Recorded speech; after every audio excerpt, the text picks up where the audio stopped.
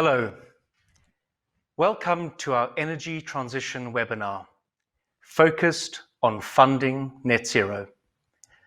Before I introduce our moderator and all-star panel, just a couple of housekeeping points.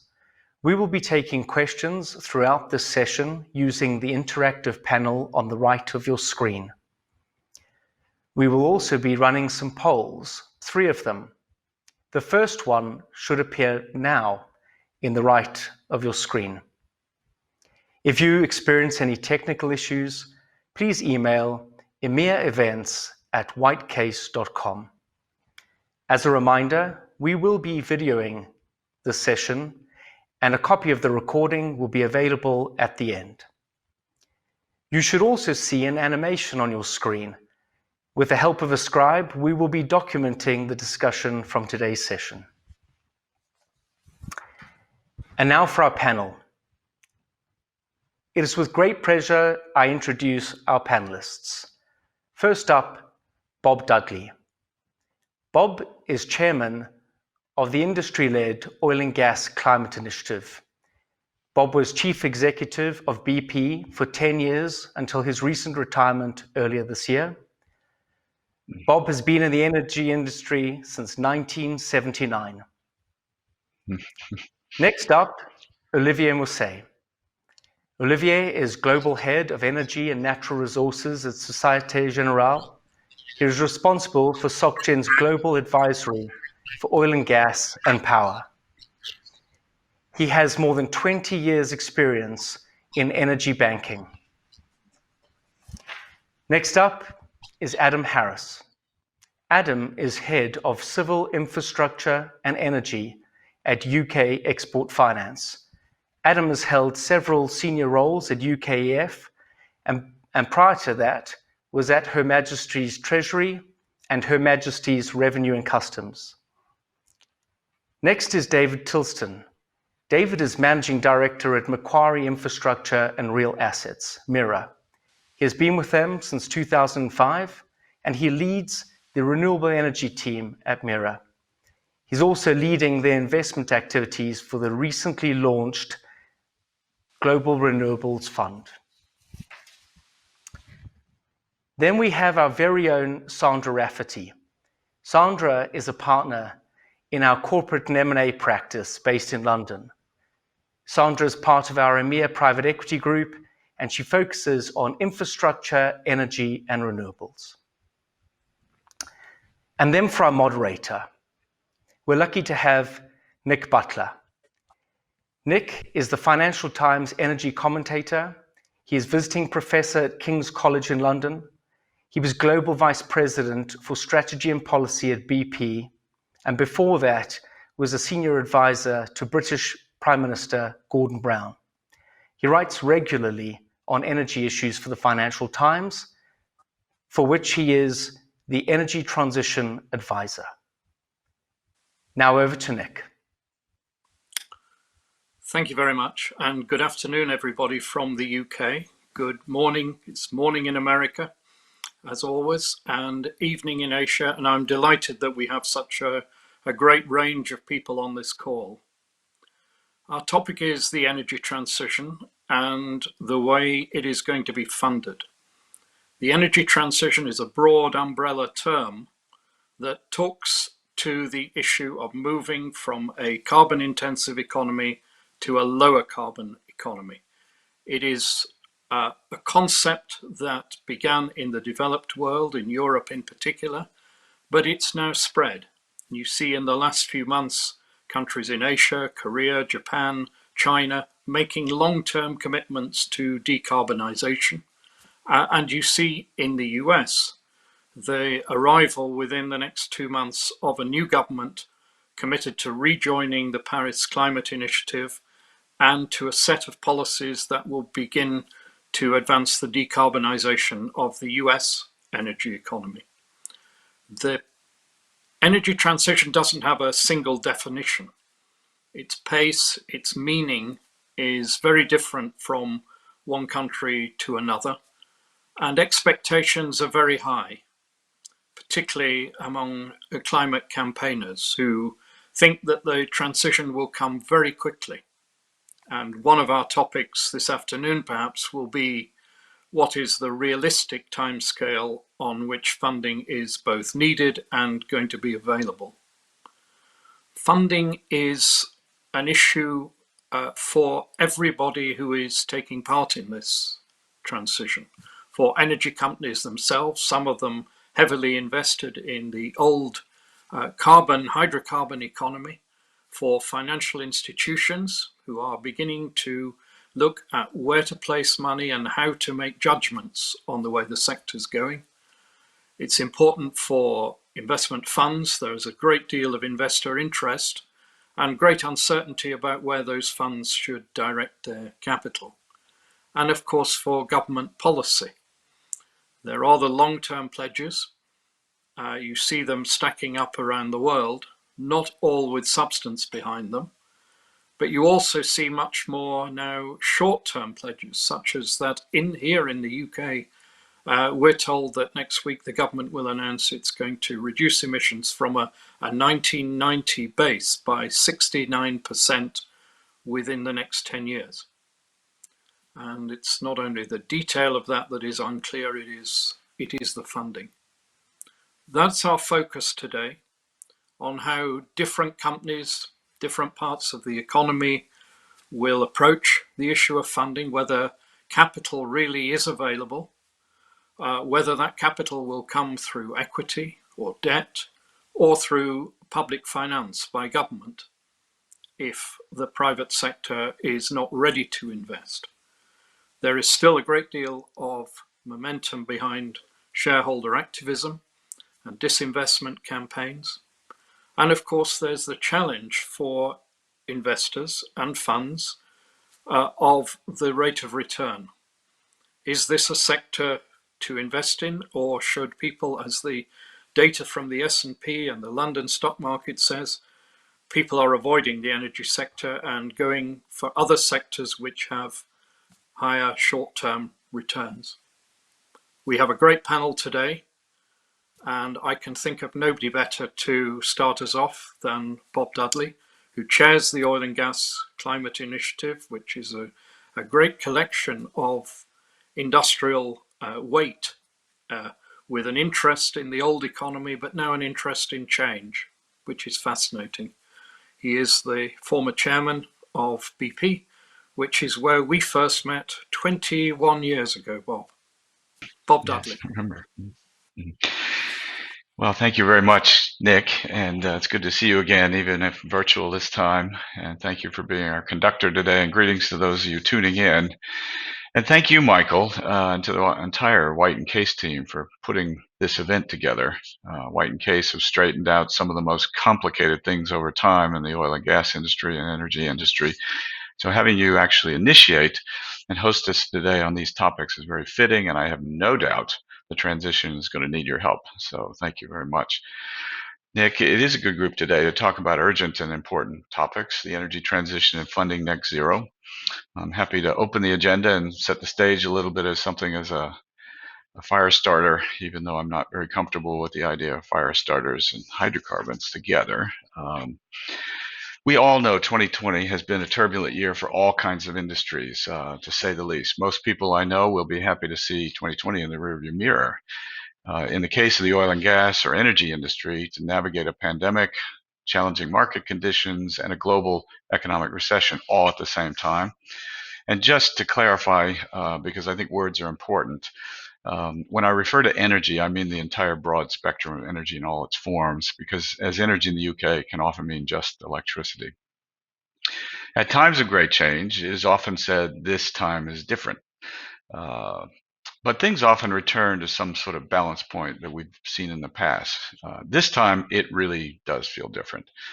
For the oil and gas industry, about the time of the COVID-related economic collapse, and a very unusual price war unexpectedly arrived, which drove the commodity price of oil well under $20 a barrel, and briefly, never seen this before, to a negative number. This year is the first time I've seen in 40 years that the upstream part of the business and the downstream part of the business are down at the same time. Usually when one part is down, the other is up. This time all segments are down. This has led to large-scale financial losses, write-downs on balance sheets, restructurings, with now more than 100,000 job losses, which is only going to continue. At the same time, there are pressures from a broad set of stakeholders, including investors, governments, and even employees, to change rapidly in the companies. Not only their company portfolios, but change their strategic directions. Some in the directions with lower returns in the near term than they are used to. This is a remarkable historic challenge for any company, one company.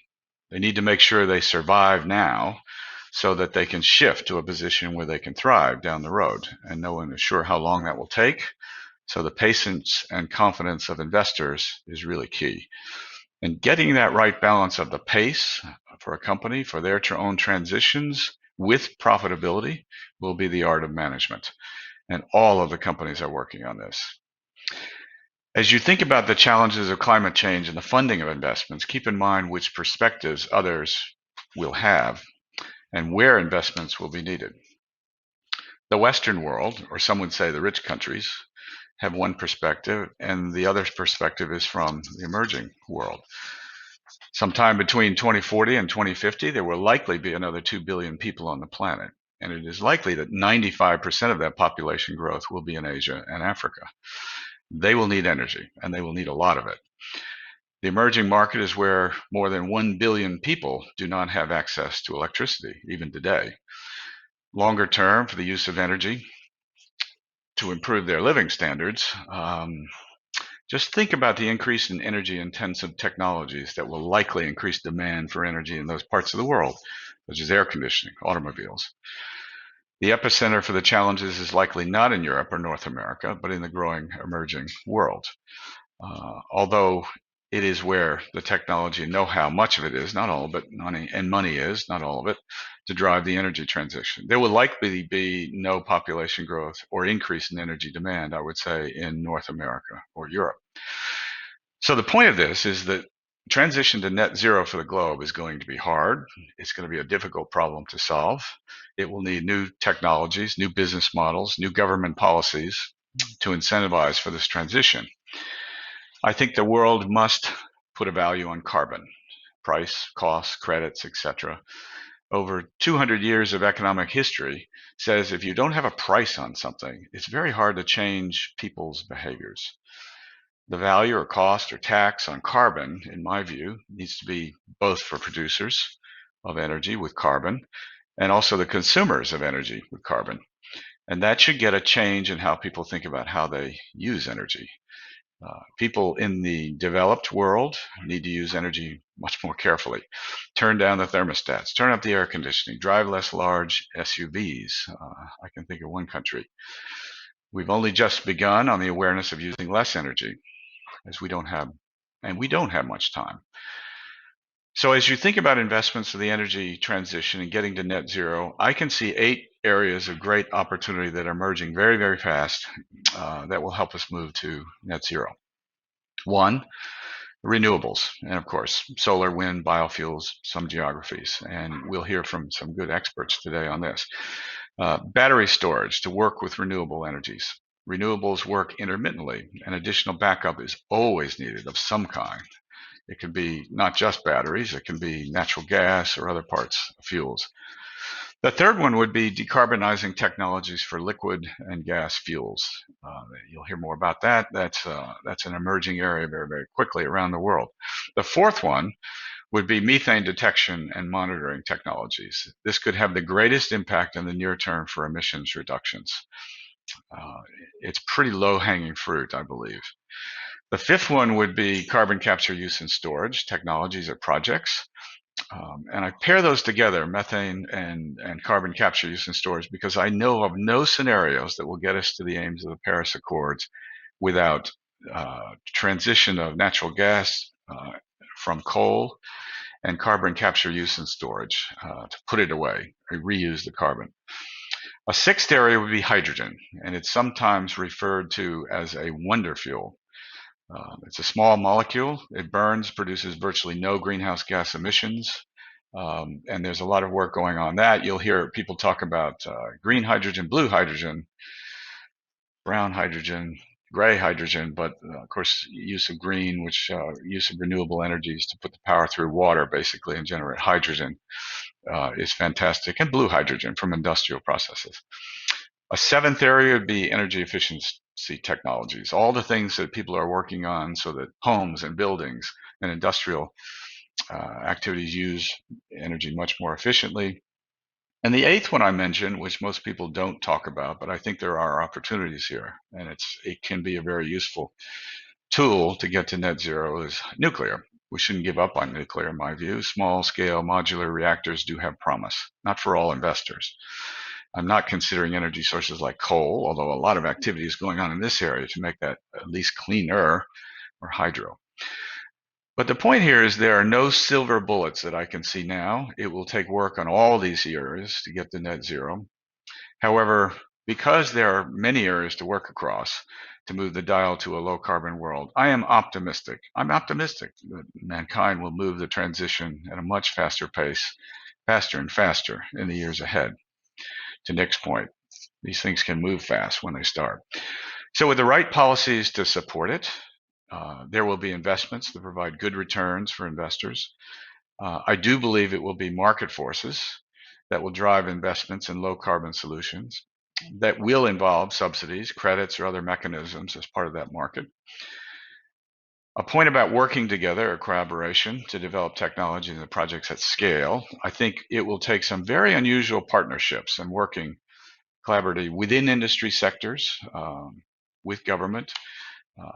As Nick mentioned, the Oil and Gas Climate Initiative, or OGCI, also some subsidies or helpful regulations along with evolving markets, price mechanisms, credits, for example, helpful regulation and rapid certification of some of these things will be required to move it fast. So today's theme is funding net zero. One bright spot I think this year has been the increase of funds raised by venture and private equity technology companies, people that are focused on climate change, not only renewables, but the technology companies themselves to decarbonize traditional oil and gas, and also climate infrastructure funds, for example. Traditional banks and institutional investors, as well as climate first investment managers and even pension funds, have joined the likes of Amazon, Microsoft, and Unilever in making over $15 billion in long-term commitments just this year. I'll comment for a moment on the industry working together in collaboration. The Oil and Gas Climate Initiative was launched in 2014 before the Paris Accords. Collective action, collaboration are and will be absolutely critical to getting us to net zero. And that's what we're helping to catalyze and facilitate at OGCI. We're now working with other industry sectors who are looking at this model and working together to do the same thing, things like cement and the plastics industry. You can choose your expression, the whole is greater than the sum of the parts, or individually we can go fast, but actually we can go further together. The bottom line is transitions are hard, and there is strength in working together, leveraging numbers and expertise that can't be ignored in our path to net zero. Emerging evidence for in the oil and gas industry, the climate action that the 12 member companies have been making. Collectively, these international oil companies and national oil companies represent around 30% of the world's oil and gas production, all working in support of the Paris Agreement and its goals. A little bit of a commercial. Yesterday, we released our 2020 progress report, or annual report, Delivering on a Low Carbon Future, which shows how the group is working on these shared commitments to take urgent, practical action on climate change. In the report, which I do encourage you to read, have a look at if you're interested, describes many of the important milestones in performance and across a number of different measures. You can see it on the longest name of any website that I know of. You can look at oilandgasclimateinitiative.com as one word. Have a look if you're interested. I think you'll find it interesting. We've scaled up 4 carbon capture, use, and storage projects around the world this year. We are, Oil and Gas Climate Initiative, helped work with the UK government to develop the policies to clear the road for what is now being supported by the recent Green 10-point plan in the UK, oil and gas climate initiatives, the billion-dollar investment fund we started spent the money and has now turned that over to 5 of the oil and gas companies to begin the work to begin operating it. We've been active in CCS, important area. It has $1 billion fund, given the fund's early ambitions to aspire and grow. Despite the challenges of 2020, the fund has continued to commit investments, growing its portfolio to 19 companies and investments. It does things like put out calls for proposals. And in one case this year, for methane emissions, we had 80 submissions from 13 countries in the process of going through that and selecting those to invest in. Those of you, you're going to see more and more of this, not just from OGCI, but you'll see it from many of the other energy infrastructures that put calls for proposals out. And it brings together a lot of talent and a lot of people who are developing talent and want to get into the industry. They need to pilot it and they want to work with companies and members. So if you're interested in that, keep watching that. Again, not just the oil and gas climate initiatives, but others. Done some really interesting things. Invested in a company called GHG SAT. It's a portfolio company of ours. It was launched just recently, a new high resolution satellite technology that provides the smallest ever leak detection grid. You can look at methane now by 2 kilometer by 2 kilometer grids. And that company has now put this map out, and you can see where the methane leakage is coming from. It's oil and gas operations. Not only that's about 9% of it. There's big heavy industries, there's agriculture, but it's an amazing tool, and there will be nowhere to hide if you are leaking methane going forward here in the future. And that's going to be a big driver of change. In addition to what OGCI does, our member companies invest more than $7 billion a year in low carbon technologies, research and development.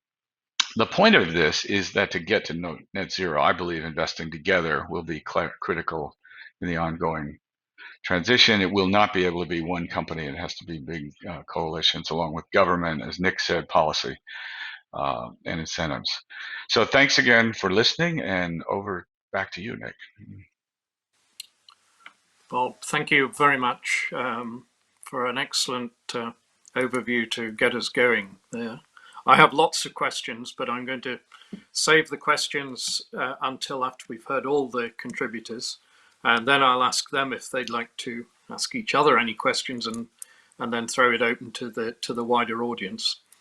Now, we have done some polling, so here's the first poll, and the question is, who do you think has primary responsibility for implementing the energy transition? And this is a poll of those on the call, and there you are. It's down to government.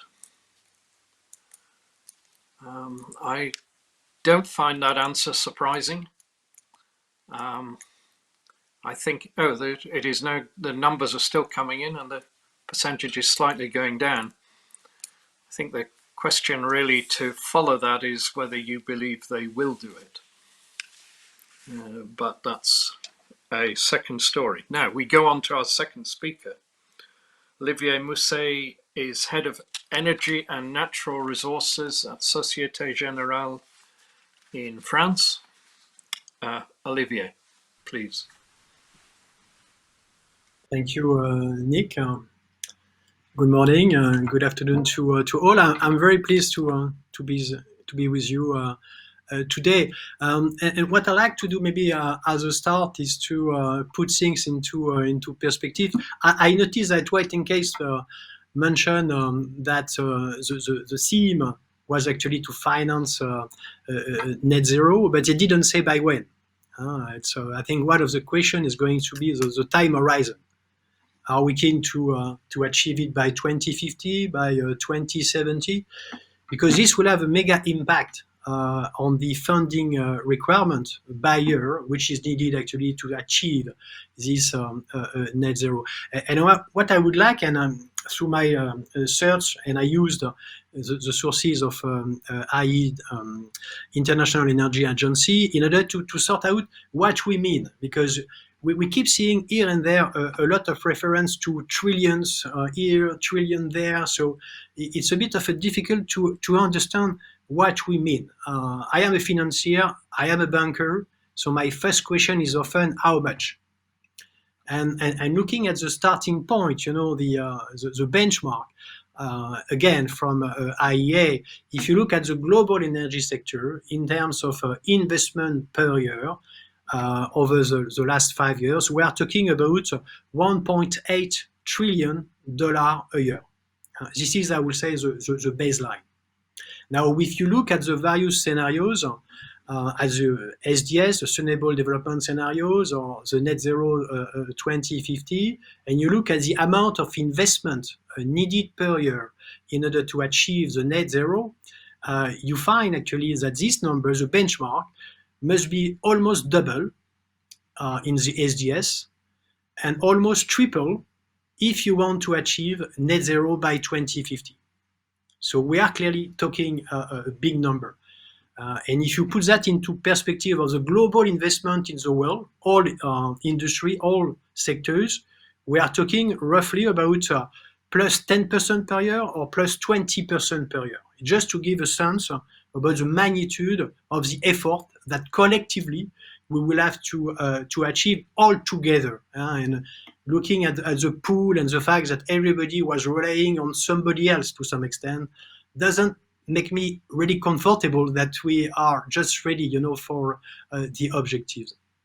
So the question for me is, are we going to be able to develop twice as much or 3 times as much investment that what we have seen in the past? For me, this is the question, and clearly, I am not so sure that financing is going to be the main constraining item.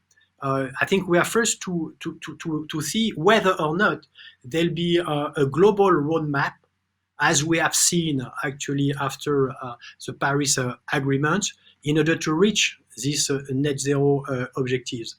And look at what has been announced. So, and you have the scenario of the steps by IEA again, looking at where we go with what has been announced so far. We don't get there. It'll take hedges in order to achieve the net zero. So clearly, the government and the policies will have to do more in order to achieve the net zero. But there is also the social acceptance. Social acceptance, we've seen what happened in France. In order to get there, there'll be a lot of pitfall that we'll have to avoid in order to meet this goal. And also, the overall administrative burden, the various policies that are required to achieve this goal. So far, what we have seen is a lot of liquidity to finance renewable, even excess liquidity. If I take all banks, all actors in the financing or equity business is very keen to do more. So there is no shortage at all. Looking at the latest Dogger Bank's mega financing for offshore wind in the UK, several billion pounds with oversubscription. So clearly, financing is available. So for me, it may be time to ask a couple of questions of what could be the potential hurdle in order to deliver so much financing. And I like to focus on 4 points. The first one is what we need to see is an appropriate risk-reward for equity and debt. And for me, it's really fundamental. Just to illustrate what I'm saying, taking the merchant risk. Merchant risk is not something I feel comfortable, to finance. So I'm going to need some mitigant, be through a PPA or some support from some institutions. So this will need to be sorted out. Second, all sources of finance will have to be available. And so far, what we have seen is a lot of commitment from commercial banks, DFI, ECAs. But on the primary market, I would say outside the US, we have not seen so much capital market transaction.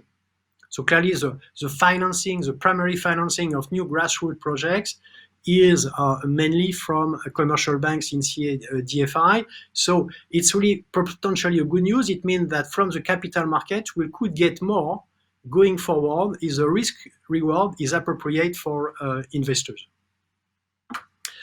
Third, and it's something I think which is often missed, we should provide enough support to oil and gas companies. I think it's crucial that oil and gas companies have enough financings to convert themselves into their new businesses, their net zero target. So if finances were to turn the screw too quickly, this will have an extremely negative effect. And that's something really people must understand. The solution is going to come from oil and gas companies to a great extent. So not to supporting them at the times where they are highly leveraged and need support in order to convert themselves will be a big mistake. And my fourth point, and I'm going to end up on that, is that we need to see the political support from a regulatory and policy angle. And this must be with no default. It must be a continuous support. The loss of trust or credibility will have a mega effect on the ability of finances to support this conversion. So to sum up, we will see what is needed to be financed. For me, it's going to depend on the scenario, the trajectories that you want to accompany, and it could go from 1 to 3. So the range is quite large. But if the risk reward makes sense from an investor perspective, and we can avoid the various pitfalls I was referring to, I'm going to join Bob, and I'm going to be on the camp of the optimistic that there is a pathway actually to achieve this ambitious goal. Great. Thank you very much, Olivier. Now, I think we have our second question. Do we have the answers ready for that? And the question is whether you are willing to have your personal pension reduced by up to 5% to fund net zero. I don't see the answers yet, but maybe they will come up soon and I'll come back to them. So now let's go on to our third speaker, Adam Harris, who is Head of Infrastructure and Energy at UK Export Finance. Adam, over to you. Great. Thank you very much, Nick. And first of all, thank you very much to White & Case for the invitation to take part in this session today, this afternoon, morning, or evening, depending on where you are. White & Case are great long-term partners of us. It's a relationship we really value, so delighted to be involved in this session. I think I should start by saying I'm actually acutely aware that I stand out for my relative lack of expertise on this subject, certainly when compared to other members of this esteemed panel. And I'm just as interested as all of you are in hearing their insights on the main topics of conversation. However, that said, I couldn't pass on this opportunity to promote UK Export Finance's offer and our ambition to an audience as large and as relevant as this one. So with your indulgence, that's exactly what I'll do for the next few minutes. For the uninitiated, UK Export Finance is the UK's export credit agency. I believe we've got a really important contribution to make to net zero, in particular to ensuring that UK exporters and the UK export supply chain can maximise their participation. That's critical to our core mandate, after all. It's fair to say, I think, relative to other sectors, UK's support for clean energy projects has been low. It's certainly a new addition to our capability. But we have been making up for lost time. In the last financial year, we supported our first projects in the renewable energy space, including, and I'm very pleased to say this, and not just because of the composition of our panel today, but the Formosa 2 offshore wind project in Taiwan with our friends at Macquarie. And that's certainly a relationship that we're very keen to develop and to deepen going forward. We're proud that in this, our first year of supporting clean energy projects, we ranked third in a global league table of ECAs. But before we get too carried away, the fact that we were able to achieve this through support for just 3 projects and with a combined value of just £400 million sterling, just under in fact, indicates just how much scope there is for us in particular, but ECAs generally, to step up the scale of our support for this sector. And we think at UKF we're well positioned to do just that. In particular, we believe that the factors which make us a partner of choice for projects in other sectors also position us well to help finance net zero. So if you'll indulge me, let me list the ways briefly. So starting with our guarantee, it's a 100% guarantee. It's not an insurance product. We represent the full faith and credit of the UK government, and so that enables borrowers to access efficiently priced guaranteed debt financing. The upfront premium that we charge for the risk that we take can actually be financed from the loan, so that gives our customers time to pay. Critically, generally, but especially given the subject that we're talking about today, and Olivier's comments about the sheer size of the financing need, we can offer our guarantee not just to banks in respect of conventional loans, but to a wide range of financial institutions, including in note form, including for debt capital market investors, and in support of Sharia compliant structures. So just to kind of put a pin in that point, the flexibility of our guarantee really is, I think, a key factor in bringing the widest pool of available liquidity into this space. The guarantee itself is available to cover loans in up to 60 global currencies, and that could be particularly important for projects where the offtake contracts may be denominated in local currency. We have considerable risk appetite to provide support in markets globally, but where that might be of most particular relevance is at the lower end of the risk curve, developing markets where we do have capacity. The next point, I feel slightly abashed in saying it, and clearly you'll be customers in the audience will be better judged to establish how hubristic this is, but we do consider ourselves to be pragmatic and commercial rather than being purely precedent driven in our approach to projects. So, we like to think that we are an attractive partner, especially if we're looking at opportunities which maybe have an innovative feature to them. Our application, we can accept applications from overseas entities, not just UK-based exporters. So really maximising the range of institutions that we can work with in order to bring UK supply into global projects. And then on top of that, our foreign content rules are highly competitive. They require just 20% of UK content by value to bring us into a transaction. Now, obviously, once we're in, we're going to try and maximise the UK content above that, but it brings us in. In principle, we can scale up our support by up to 5 times. And if anything, that might be an underestimate once you take into account our ability to gain reinsurance from other ECA partners and to provide a wrap for their participation. So a one-stop shop solution for the customer, and we sort out the reinsurance in the background. So that can be potentially quite a powerful and efficient way of financing a project. On top of that, our exporter fair matchmaking service is really valuable for those sponsors and EPCs who want to work with us, but perhaps are finding it difficult to identify sufficient UK content to make that work. We can work with them, we can introduce them to relevant parts of the UK supply chain so that they can access the content that they would need to access our support. Now, all of that is available. That's our standard offer across all the sectors that we support. But for renewable energy projects in particular, the OECD arrangement allows us to offer up to 18 years repayment terms, which can be particularly attractive.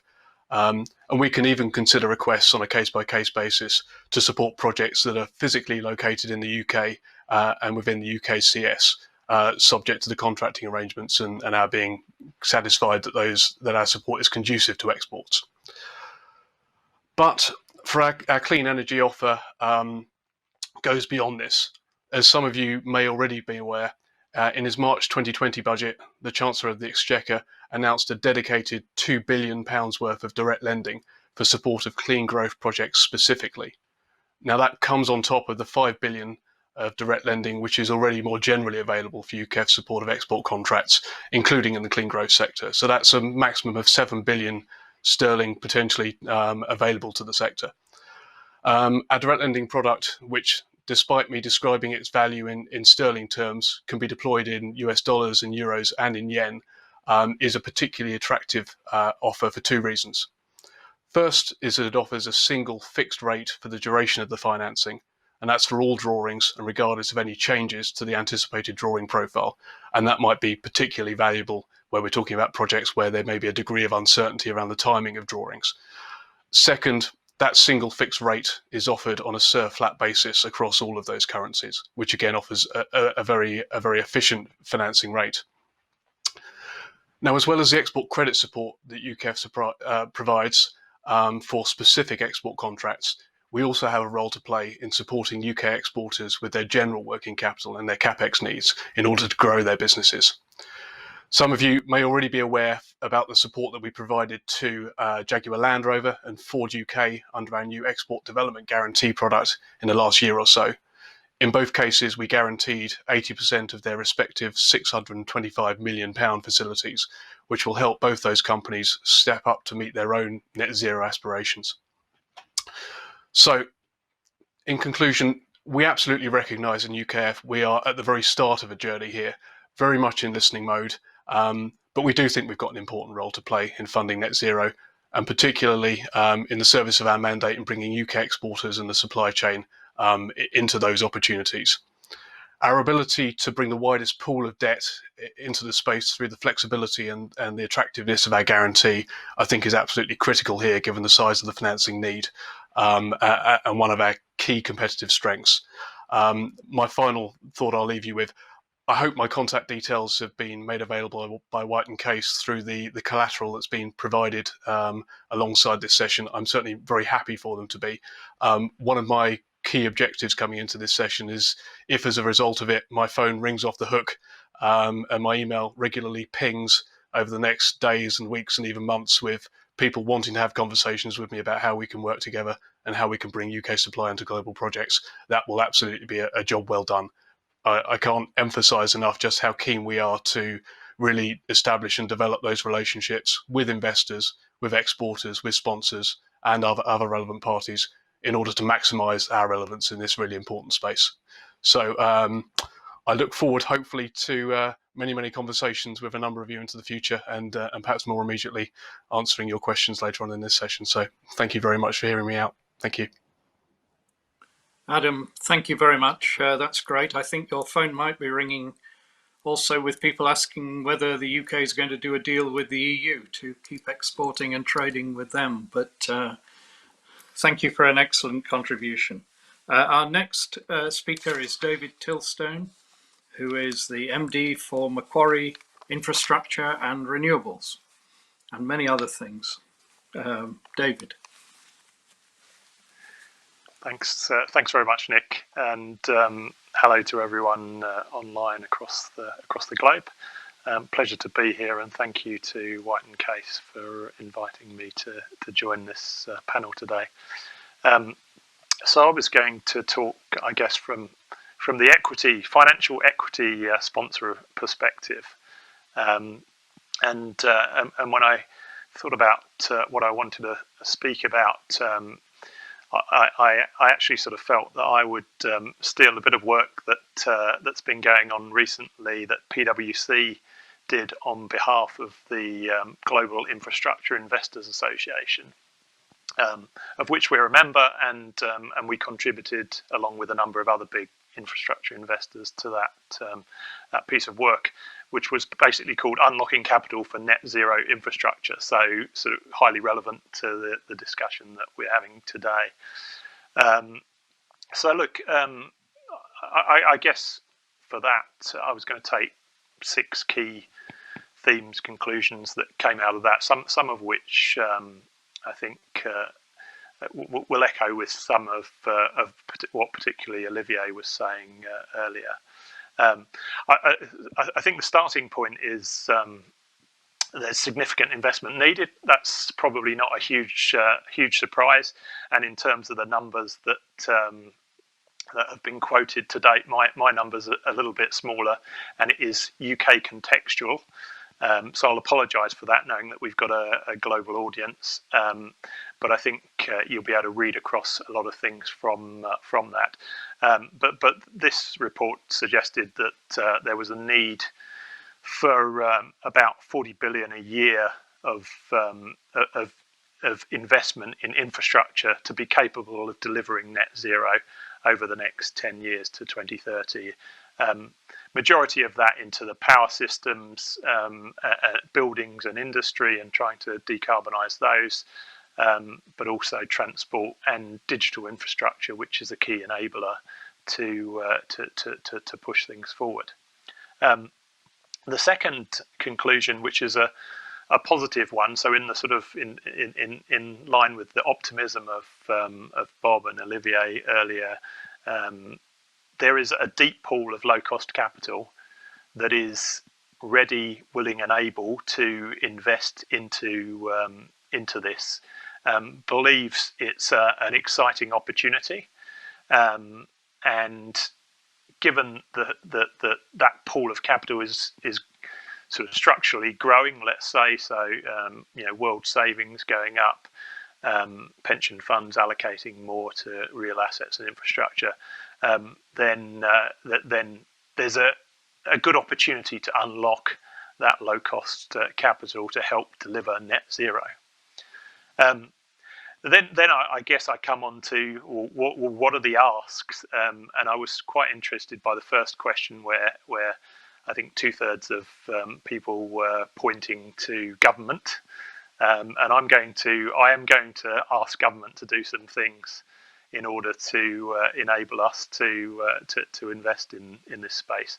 And the first thing which I'll mention is one that Olivier already mentioned, really, which is we need a roadmap. We need a really clear roadmap which sets out targets and policies and long-term targets and policies.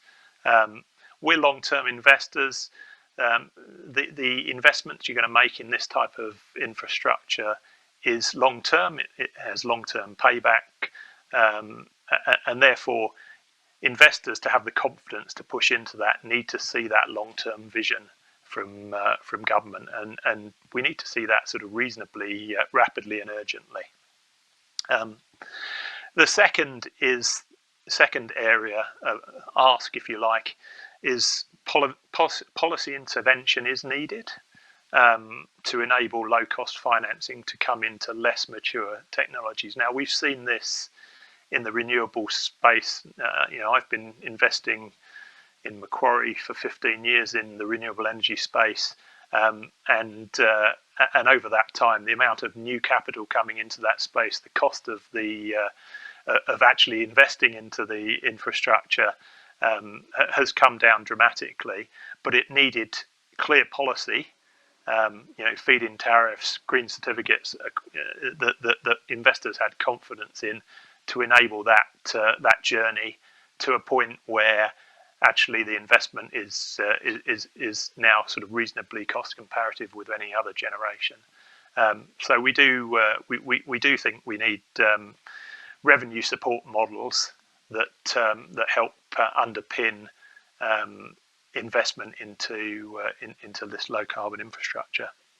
The final piece, I guess, for governments to think about is that there are some areas where, to start with, you can get bang for your buck by putting government money into sectors that are sort of relatively immature, that need help to credentialize, to commercialize, if you like. And so I think government needs to think long and hard about where it places capital of its own balance sheet to help that transition. And again, we saw it certainly in the UK. We saw that in renewables through the establishment of the Green Investment Bank, which we ultimately acquired from the government. But before we acquired it, it did do a very creditable job in bringing new investment into the offshore wind space that was struggling back in 2012, and you can see where that's got to now, and the government targets for 40 gigawatts by 2030 now. So, and last but not least, which again I think echoes something that Olivier said. So this was a specific for the UK government, but it was about maintaining the UK's reputation as a good or great location for inward investment into infrastructure. But I think that read across is for any country, and I think Olivier was sort of mentioning that having retroactive change, which we did see at certain points in the renewable journey, are just terrible for investment signals and for attracting capital in. And so you do need to stay the course.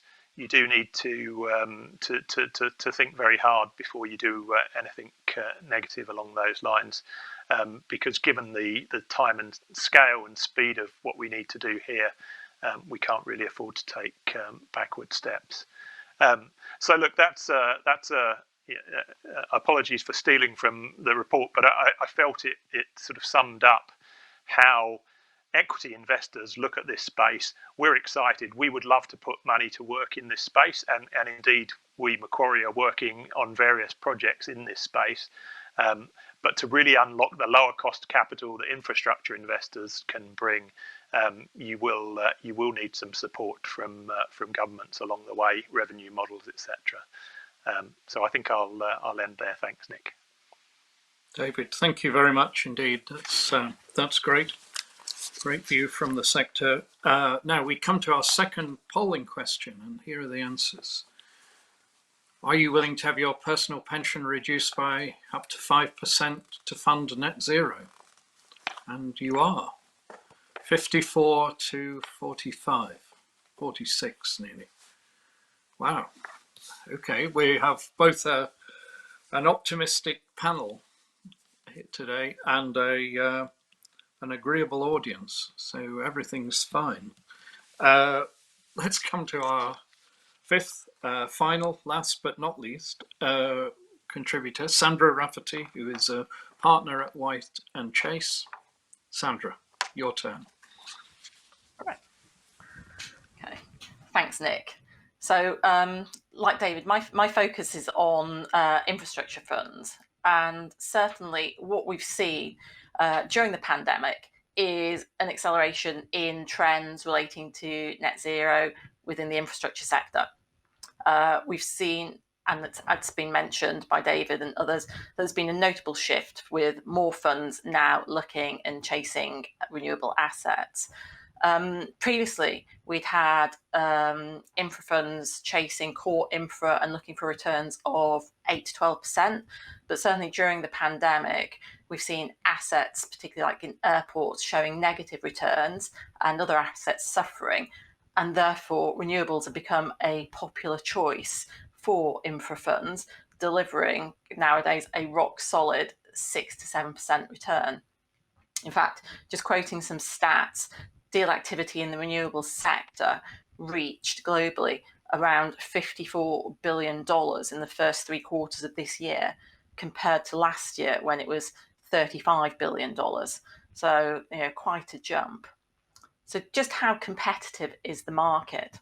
There's no denying that competition's fierce. As David said, there's a huge amount of capital out there from infrastructure funds who are willing to invest in net zero.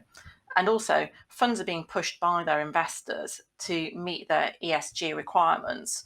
Although when I do speak to infra funds, quite interesting, as a number of them say that their investors don't want to see their returns eroded. Perhaps we need to point them to our second poll answer to say that people are happy to give up part of their pensions after all, so returns can come down. But anyway, this does put pressure on funds because they need to be innovative, they need to think about whether they take development risk, and also to seek out proprietary pipelines in terms of investment as well. And then I don't know whether people saw last week, there was quite an interesting headline for those in the infra sector where it said Total beats infrastructure funds for Paris EV charging deal. And so the question then is whether oil and gas majors are potentially creating a crowded market with even more competition for infrastructure funds in relation to net zero. In my view, the simple answer is no. The fact is the scale of the challenge is massive. And again, quoting some stats, and we've had this with Olivier in terms of the trillions, the OECD estimates that there's nearly 7 trillion per annum of investment until 2030 is needed. So with that in mind, there's clearly plenty of space for all participants across that spectrum. And I think it is a case of looking at the spectrum of technologies. and that's where investors can find their place when seeking net zero assets. There's technology stages of maturity, and those that will attract investors with varying risk appetites and cost of capital. In relation to infra funds, it's fair to say that they are not suited to early stage development, and they like to focus on stable and predictable revenue. And David mentioned this just before. Certainly, if you look back over the last decade, is that infrastructure funds' appetite for core renewables has grown. In particular, there's been a significant decrease in the production of costs, and then in relation to offshore wind, there's been that right balance from government support in the term of CFDs, combined with private sector investment, which has actually made that one of the UK's darlings of renewables. And then with onshore wind and solar, that has become more of a subsidy-free market, but is actually becoming more vibrant by the evolution of corporate PPA. So hopefully Olivier will get some comfort that it's not going to be entirely merchant risk and have some of those PPAs and that willingness to lend to those funds and investors. So currently the prospects for wind and solar are bright. Bright, the sun shining. And in fact, they're probably brighter because next year we've got further CFD auctions, and the government saying it's going to double the amount of CFDs, and actually it's going to make onshore wind and solar eligible. So that's looking very optimistic and positive. But it's fair to say that those are not the only game changers in relation to achieving net zero. And this has been mentioned, particularly by Bob, in terms of the new technologies. We need new technologies. And certainly, things like hydrogen, carbon capture and storage, electric vehicles, these are all technologies referred to in the UK's Green Industrial Revolution plan. And yet, there's not a clear strategy from government. This is David's point about the route map. We actually had the publication of the National Infrastructure Strategy recently, and that didn't give any clear route map. It identified specific technologies, both items have, but we haven't seen anything with great clarity. That said, again, coming back to positioning of different players in the market, in relation to new technology, I do think oil and gas majors may be better suited to developing some of these nascent technologies because they can use their balance sheet. They actually have a history of exploiting new technologies, and they've got an investment profile that differs from infrastructure funds that tend to be 10 to 15 year closed-ended funds. So I think there is space there, particularly for the oil and gas majors, to develop some of those new areas that infra funds tend to be sort of like reluctant to invest in. Again, there's also been a further development. So David mentioned that there'd previously been the Green Investment Bank. Well, the government announced recently that it intends to set up a national infrastructure bank. So as we know, there's no shortage of capital for developed infra, but we need a huge amount of money for the development of new projects. And it may be that with the National Infrastructure Bank could be that bank to provide it.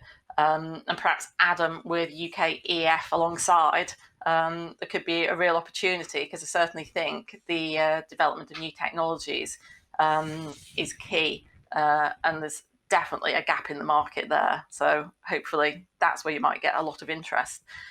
But I think it is about government policy, it's also about regulation, and it's also about investors. We've had in the UK our 10-point plan, we've had the National Infrastructure Strategy, but it is about having clarity, and it is about, as David said, having a specific route map. And it's a specific route map needed for each technology, not just one route map.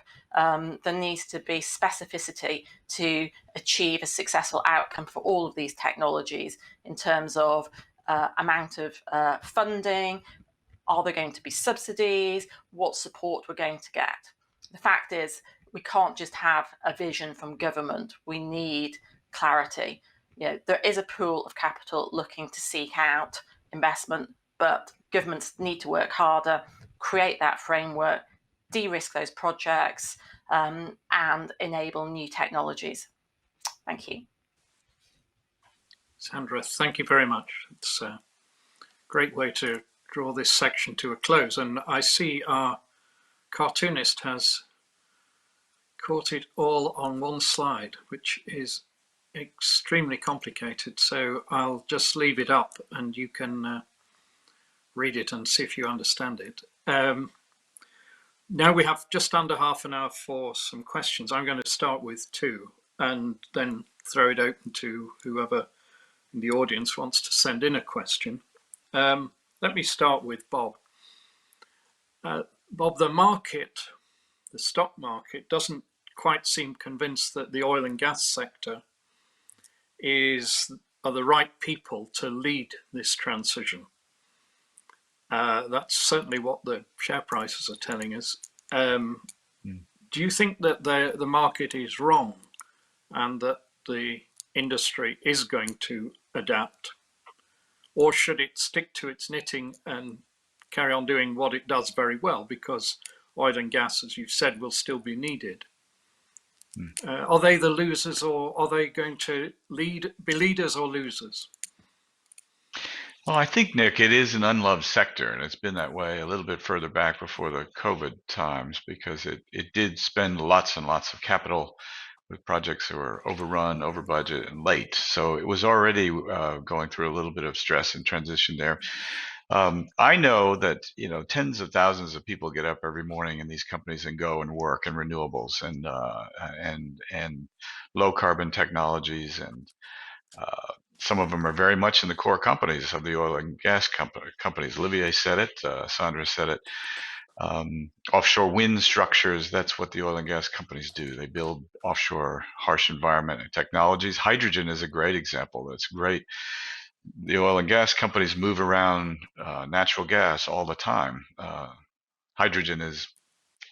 Natural gas is really 1 carbon atom and 4 hydrogen atoms, and it's a great way to transport things, and then the technology to decarbonize it will come to use it, and the distribution of fuels. So many of these areas are very much in the areas of the competencies of the oil and gas companies, and marketing of fuels and lots of things. I mean, this is an industry that solves big, huge engineering problems and technology problems, and has for years, and has also gone through many transitions, as you said. So it's not the only area that needs to lead. I mean, governments need to lead in combination with, but there are some that say the oil and gas companies have no business in this because they're simply polluters. Say about the same thing about the coal industry, so they can't get involved in these new areas. They'll only slow it down. I can tell you that that's absolutely not the focus now of the leadership of these companies.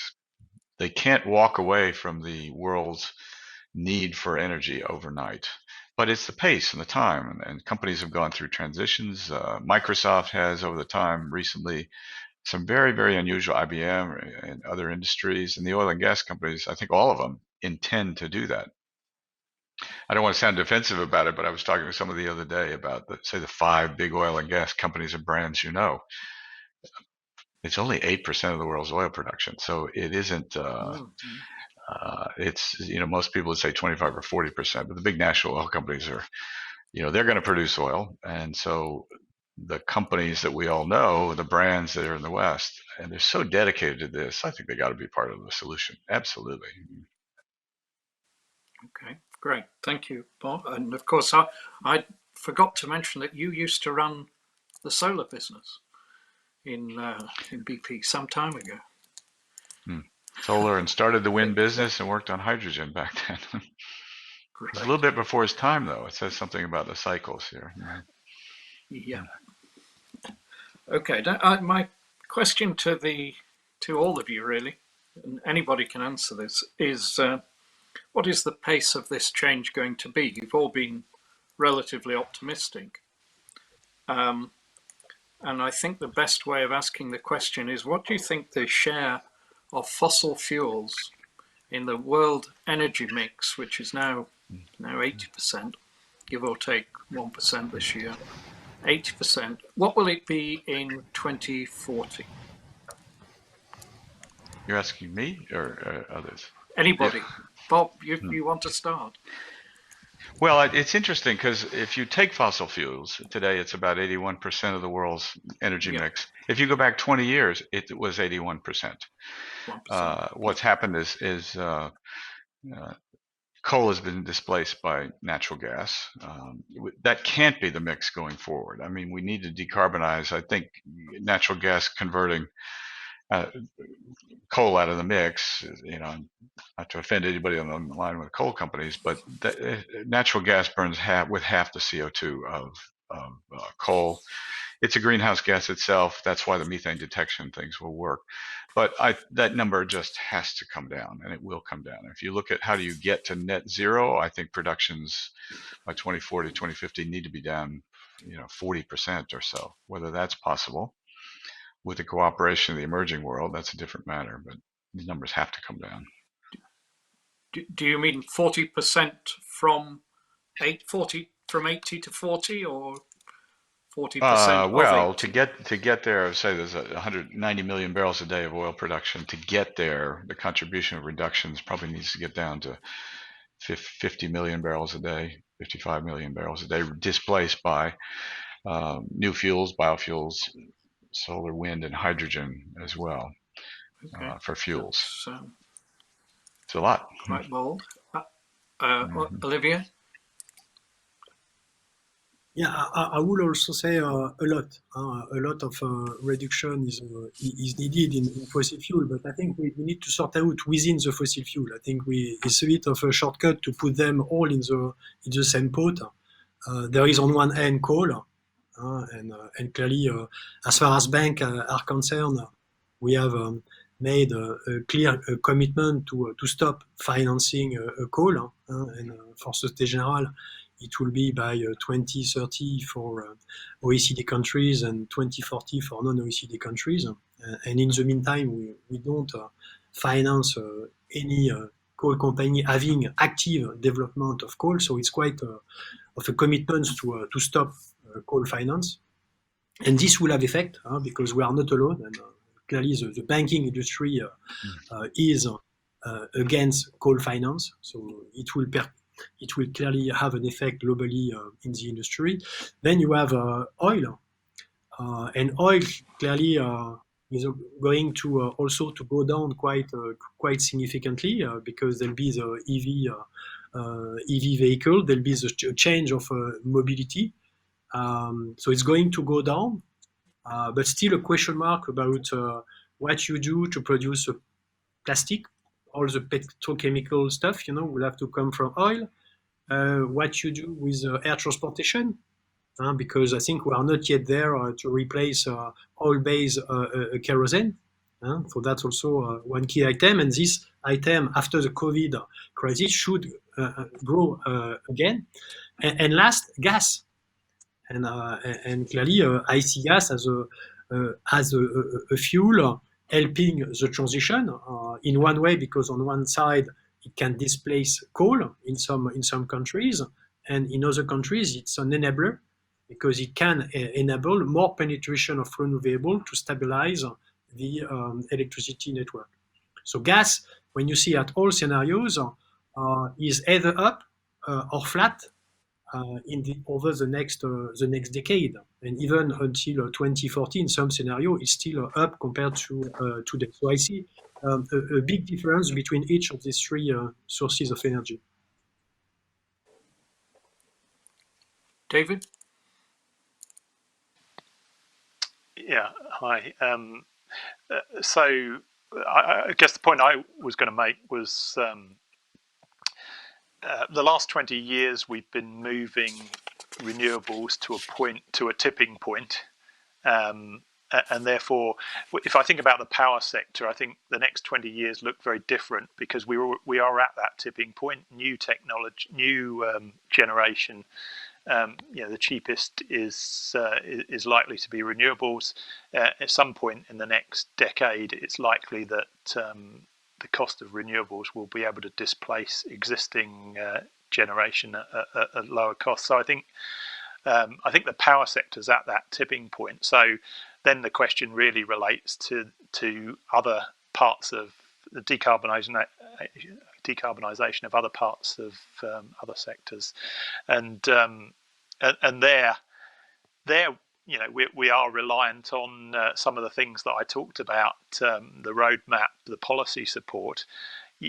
I'm more optimistic because I think governments have seen how that can manifest itself in terms of the power sector. So I think they've seen a bit of a blueprint, but that's the risky part of the piece, I think. So I think that's in the balance in terms of doing it in that sort of timescale, to be honest. Sandra, Alan, anybody? Yeah, Sandra? Yeah, I would certainly say it will go down to, I would say, around 50%. It could be lower, but it has to go down. I think there's a much more positive attitude since the pandemic to decarbonisation, and I think people will be working much harder and firmer towards it. But governments will have to support that. And I'd just say in relation to the earlier point, when you asked Bob, I do think oil and gas companies have a role, and I strongly feel they need to be leading on some of this new technology. As Bob said, you were there way earlier than everybody else, so why are we going to look at others to reinvent the wheel when some of these companies are already doing this? Adam, want to add? Yeah, I don't bring any particular insight in here. The one thing I definitely agree with, which seems to be a consensus, that these things aren't linear. We're hitting some points of inflection here. It certainly seems around technology and sentiment that progress tends to be kind of quicker than we might anticipate it would be. And my sense is, purely personal, I think we will look back and be surprised at the pace at which things work. So 50% doesn't sound too far off, but I wouldn't be altogether surprised if it turned out to be quicker than that and greater than that. Okay, now I'm reading off the questions that I've been sent here from the audience. Let me try and phrase one slightly differently, but let me try this. This is really to the financial people on the call. This is about funding of the change you've all been talking about and are optimistic about. Do you think that the deflation in prices across the energy sector that we've seen over the last 5 years, actually, and compounded this year, but it began well before this year, do you think that deters investors from coming in?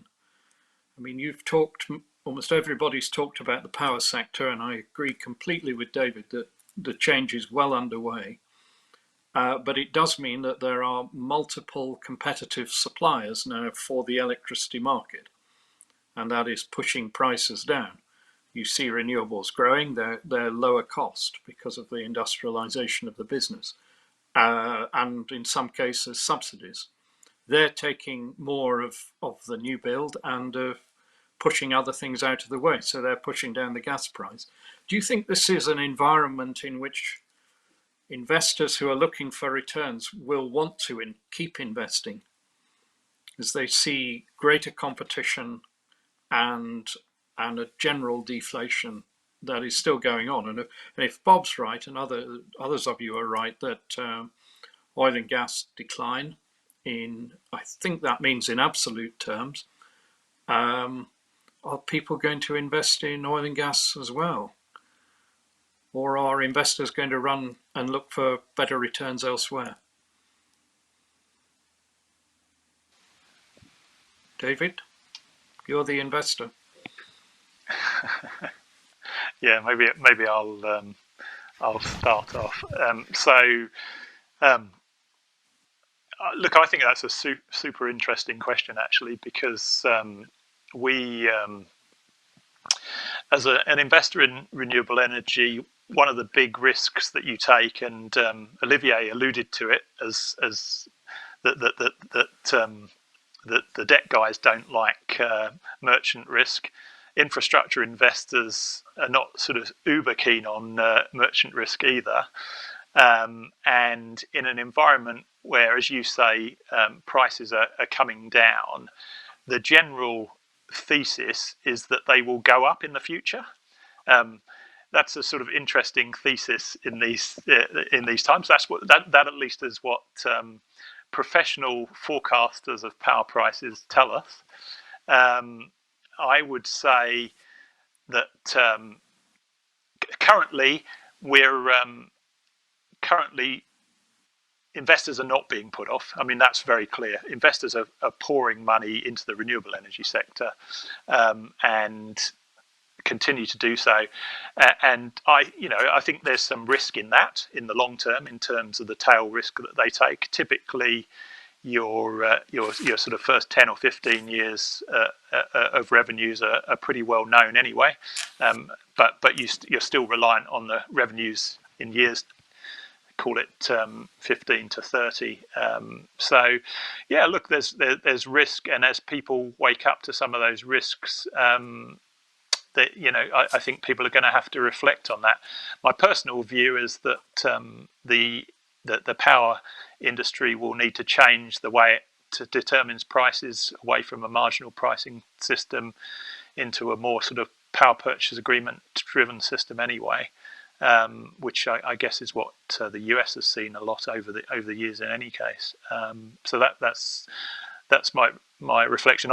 I don't have much of a reflection on oil and gas other than to say, well, look, we're investors in gas infrastructure, so delivering gas to customers, and we think that infrastructure will be part of a solution to deliver hydrogen to customers over the long term. So we're not deterred from making those investments, but it does need some careful thought and analysis, that's for sure. Olivier. Yeah, it's a good question, but it's also a fundamental question, because it's back to the trust that we can place in contracts and subsidy regime put in place from governments in various countries. If you think of renewable 20 years ago and today, clearly you could say it was silly to invest in renewable 20 years ago because it was so expensive. Now you can build the same for 1/10 of the price, and we are going to see the same for hydrogen. We see the same for batteries. The price of this capex will go down, and this is great, because this is what we need in order to achieve this net zero target. So that's the reason why we, as a financiers and an investor, we absolutely need to keep trust in the ability of contracts to enable us to pre-finance this early investment, which, let's be honest, are not competitive, are not economic. And if you were to take only an economic standpoint, you will not invest into this investment, or it will take centuries to achieve that. But we have no time to wait. So we need actually to finance, to get to a point where these investments are feasible enough to achieve an economy of scale, which make them more competitive in order for them to reach parity with other competitive alternative. So that's what I would say about the power side and the new asset classes. When it comes to oil and gas, I think we will see. I think it's a bit early to tell. I will not venture to tell you why. Clearly, the oil and gas environment is lower. If you look at the future, I was looking at the forward price for oil. By 2025, 2030, it's still below 50. So it means the market in 10 years' time is still of the view that oil will be below 50, will be at the price of today, which is seen extremely low. So it's just to tell that there is a big mismatch between what is needed to generate high cash flow and what the market believe the price of oil is going to be in 10 years' time. Well, the market doesn't have a great track record of forecasting oil prices, as Bob and I know all too well. Any other contributions on that one? No. Bob, you mentioned you thought gas was quite important in this. Do you think gas is, and I'm thinking of the LNG market, is that not now, not just in a glut, as the IEA say, but a long-term oversupply of actual and potential gas, given the dynamics of competition in the power sector? Is the world really going to need as much gas as we were all predicting 3 or 4 years ago? Well, I think gas plays such an important role here because I think the pressures are likely to be more on coal to displace and use it with gas. There's clearly a lot of gas. There's several big centers, so LNG, liquefied natural gas, you can begin to move it around like tankers with a crude now. But the United States has found an enormous amount of natural gas, which will, of course, bring use of it in the United States, moving coal out very quickly from power and industrial processes, and much of which will be headed towards hydrogen down the road. So gas will play an important role. You have huge amounts of gas in Qatar, for example, in the Middle East, who can add lots to the system. A little bit more in Australia, and of course Russian gas piping to China is probably not far down the road. So it won't be a high margin like it has been from time to time, but without natural gas, a lot of what we're trying to do to reach net zero, to me, is almost not possible. So I think you have to invest carefully. The margins may not be so high, but it's possible for a country, for example, to Qatar, to build multiple trains all at once and drive the price back down to stop investment in other places. But the technology around transporting the links to hydrogen, and I believe natural gas is I don't think battery storage can do it as terms of dealing with the intermittency of renewables. I mean, UK is a great example. Emissions are down in the UK now to Victorian times because of movement of coal out of the system. But if you can create a bigger renewables grid, and then you have this energy in the pipeline that you can stop, and then you can fill in the gaps, it's going to play that role around the world for a long time. So I do think it's more than a transition fuel. Will be around for a long time, and you keep it in the pipe, you burn it efficiently, you don't let it leak. I mean, it's got a great role, and that will also evolve with a lot of these new technologies. Anybody else on gas? No? Let's look. Yes, Olivier, please. No, it's to echo what Bob have just said. Gas has a role to play among the various fossil fuel. Clearly, this is the one you want to promote. It's also the one providing you with the lowest hanging fruit. Clearly, by having gas instead of coal, immediately you can halve the production of and generation of CO2. So there is nothing else which can bring such a reduction in so short a period of time. So that's where I see the benefit in terms of low-hanging fruit, especially if we don't follow the trajectory of a net zero. I think the big uncertainty for me, it's what is the trajectory we follow, because as of today, we do not follow this trajectory. So it's a kind of a dream. We put ourselves into this vision that we are following a trajectory which is not actually the trajectory that we have been seeing over the last years. So if we were actually to be off track, the right path to go to net zero, I see gas even more important to lower the emission, displacing coal in many countries. So gas could be a double need if we were to be off track the right trajectory. Could I just add a footnote, Nick, Bob? to what Olivier? Sure. Yeah, just a footnote on what Olivier said, and I completely agree with him. There's a coal-fired power plant opening up once a week in just 7 countries around the world. 6 in Asia and 1 in Africa. That's an enormous amount, and actually the absolute use of coal is going up everywhere. Its market share is falling, but it's actually going up.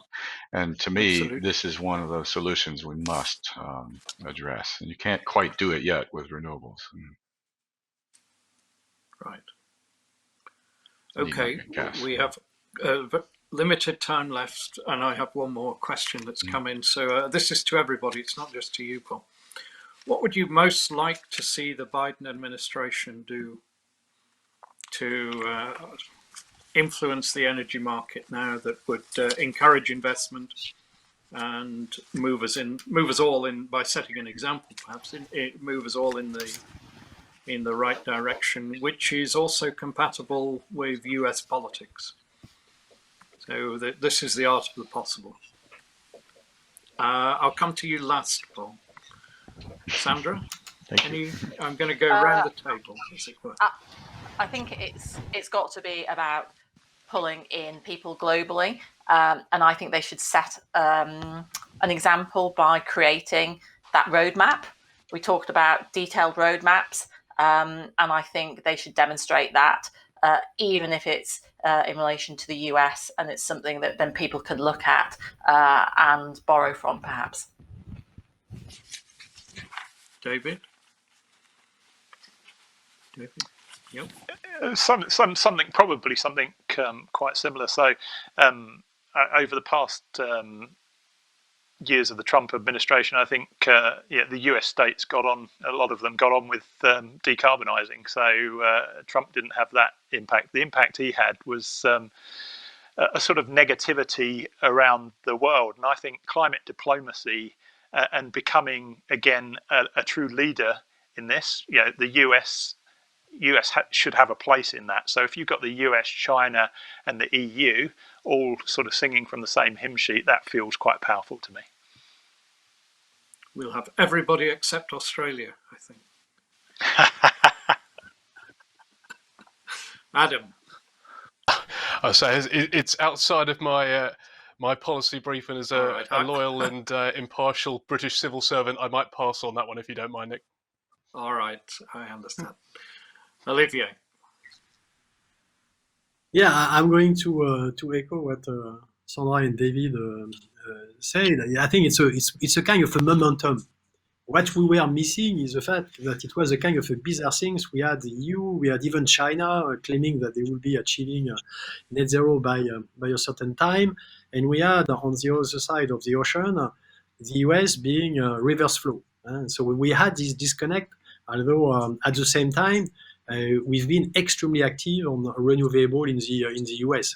So the renewable investment has continued despite Trump's administration claim that they will support coal more than renewable. We have not seen the effect in reality in actually the flow of investment going into the renewable. So what I see is more a kind of a message which is aligned, which is coherent with actually the flow of investment. Bob, you have the last word. Well, thank you for that one.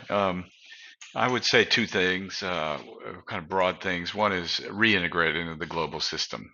So that's one thing the administration, I think, will do. Back in the climate agreements, the Paris agreements, and just as climate diplomacy is all part of, I think, what a role the U.S. can play. The second one is, the United States is a little bit like 50 countries, and it's hard to say this is what the United States do. Coming out of these elections, the subject of energy is one of many that have been completely polarized. And fossil fuels are bad in some states and some coasts, and resources are good. The oil and gas industry is important in lots of other areas. And somehow this administration needs to get rid of the polarization about energy with the realization that actually, particularly natural gas, plays a really important role in this transition. And without that sort of fundamentally sort of breaking the poles on this, I think it's going to be hard to move forward. So there's a lot of people in the U.S. that just gas needs to go, if you can imagine that, and not in others. So bringing unity back to the society and then moving on with real common sense, pragmatic steps here to attract investment. Right. All right. Thank you very much. Thank you, everybody. We have run out of time, so I'll hand back and thank all the panel for their contributions, the audience for listening. Michael, back to you. Thank you, Nick, and thank you very much to our panel. I mean, that was fantastic, and thank you to everybody for joining us. Hopefully we can pull up the animation that our scribe has been developing as we've gone along. I think there's sort of the complete picture, perhaps a start of a roadmap that everybody has been talking about, so we can mail this around. I think it's fair to say that energy transition is going to touch and affect all of us, but I think it's going to do so in different ways and at different times and at a different pace, depending on where in the world you sit, where in the energy chain you sit. I think, based on what people have been saying, there's clearly space for everyone to participate in this transition and this journey. And it's clearly going from something that has been, important and interesting to being something that is urgent, but we'll have to see, depending on what that goal is. And I think it is inspiring, frankly, to see oil and gas companies or the classic oil and gas industry embracing the transition. And perhaps when it comes to some of these newer technologies, actually picking up the baton and being the leader. I want to apologize for those where we didn't manage to get to your question. We received an unbelievable number of questions from quite a huge audience around the world. But I think the themes that were covered by the panel, I think, addressed most of that. So once again, thank you to you, Nick. Thank you to our panel. Thank you to everybody for joining. And keep well, stay safe, and thank you from White & Case.